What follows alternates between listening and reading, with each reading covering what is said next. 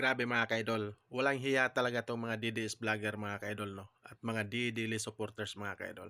Pumupunta pa talaga sa rally sa Impit Sara para magsulsol lang sa mga tao dun 'no.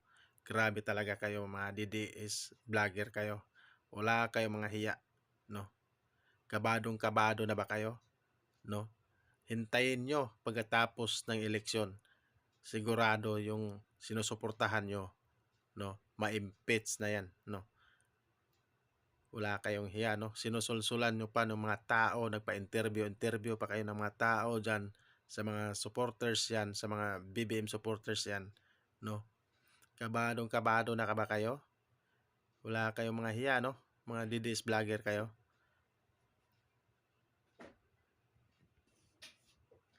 Tapos sabihin niyo pa na binayaran ang mga tao diyan na pumupunta sa rally. Ang kapal talaga ng mga mukha 'tong mga DDS vlogger na 'to, mga DDL supporters na 'to, 'no? Para sabihin binayaran yung mga tao diyan. Huwag yung sulsulan yung mga tao. Mga tanga ba kayo? Mga tanga ba kayo, mga DDL supporters? At bakit kayo pumupunta diyan na hindi naman kayo kasali diyan, no? Mga tsismoso ba kayo? Mga tsismoso, tsismosa ba kayo? Mga DDL supporters, mga DDS vlogger?